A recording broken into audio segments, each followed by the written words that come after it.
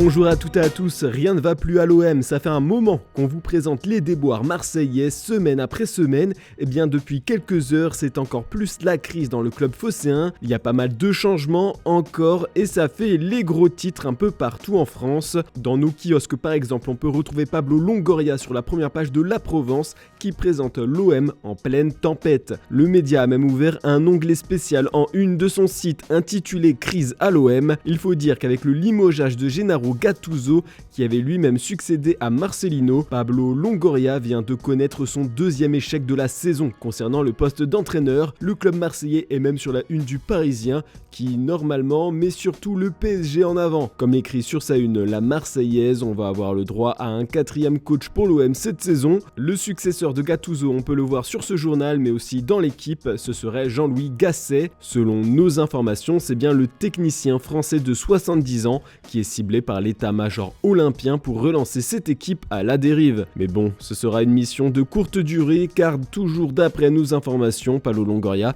et ses équipes ont déjà plusieurs noms en tête pour la rentrée prochaine, parmi eux celui de Paulo Fonseca en poste au LOSC. On va ouvrir les pages intérieures de l'équipe maintenant car on y apprend qu'en 2020, Nasser Al-Khelaifi et Andrea Agnelli, l'ancien patron de la Juventus Turin, ont réfléchi à un projet de nouvelle compétition européenne appelée BOR. Le PSG a donc pensé créer sa Super League aussi. D'après nos confrères, c'était pas juste une idée de quelques mois puisqu'ils avaient bien travaillé sur le sujet. Ils ont même pu lire un document d'une trentaine de pages qui décrit les contours sportifs de cette épreuve mais aussi son business plan. Ils ont fait travailler la société britannique O&O pour élaborer cette nouvelle compétition. Il y avait donc deux projets de Super League distincts pendant la période Covid. Le PSG s'est pourtant toujours publiquement opposé au plan mis en avant par le Real Madrid et le FC Barcelone. Tant qu'on parle du club parisien, le Mediasport rapporte que Frenkie de Jong est dans le viseur des Franciliens. Paris est prêt à investir 60 millions d'euros pour ce transfert. Et comme toujours en Espagne, on voit Kylian Mbappé partout. Attention, je vous l'annonce, à part les lendemains de match du Real Madrid, ce sera le français en une de Marca et As. D'ailleurs, le premier cité nous partage sur sa première page du jour toutes les couvertures où il y avait le numéro 7 du PSG. Hier, le journal a annoncé que le Bondinois a déjà signé le contrat qui le liera au Real Madrid pour 5 saisons. Mbappé toucherait un salaire annuel net compris entre 15 et 20 millions d'euros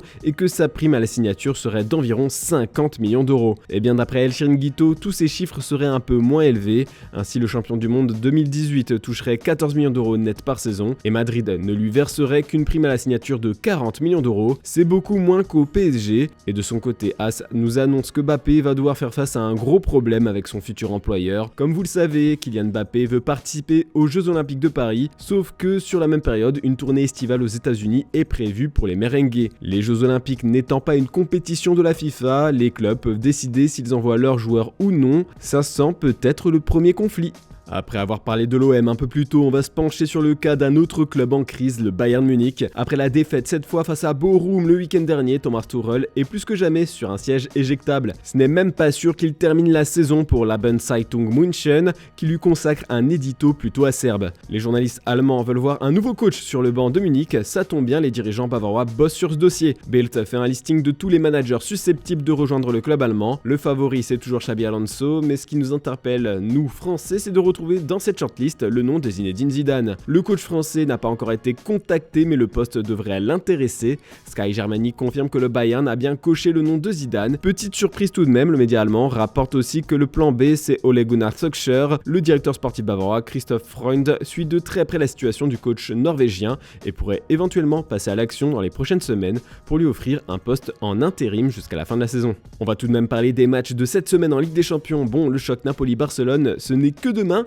mais ça fait déjà les gros titres en Espagne. Mundo Deportivo s'attend à un duel de talent, enfin surtout à un duel de dribbleurs entre Kvaratskhelia et Lamine Yamal. Le géorgien est pour l'instant le meilleur dribbleur de la compétition cette saison au niveau des statistiques. Du côté de Sport, on se méfie surtout de Victor Osimhen. Logique, le buteur nigérian va avoir les crocs après avoir échoué en finale de la CAN. Le Barça va peut-être subir son courroux. Du côté de la presse italienne, cette rencontre est vue comme l'ultime carte à jouer du Napoli pour sauver sa saison. Puis ce soir, on va surtout avoir le droit aux tentatives l'attendu choc opposant l'Inter à l'Atlético. Comme l'écrit la Gazzetta dello Sport, les Nerazzurri se lancent à l'assaut de leur rêve, remporter la compétition. Bon, on va boucler cette revue de presse avec l'analyse des médias anglais de la dernière conférence de presse de Pep Guardiola. Les journalistes sur place ont voulu revenir sur l'interview de Calvin Phillips dans laquelle il a admis que les propos du coach de City sur son surpoids à son retour de la Coupe du Monde avec l'Angleterre en décembre 2022 avaient porté un coup dur à sa confiance. Il avait raison de le faire, mais il y a différentes manières de procéder, avait déclaré le joueur de 28 ans. Du coup, hier, Pep Guardiola a présenté des excuses tardives à Calvin Phillips. Je vais vous lire sa réponse complète. Je suis vraiment désolé, je lui présente mes excuses,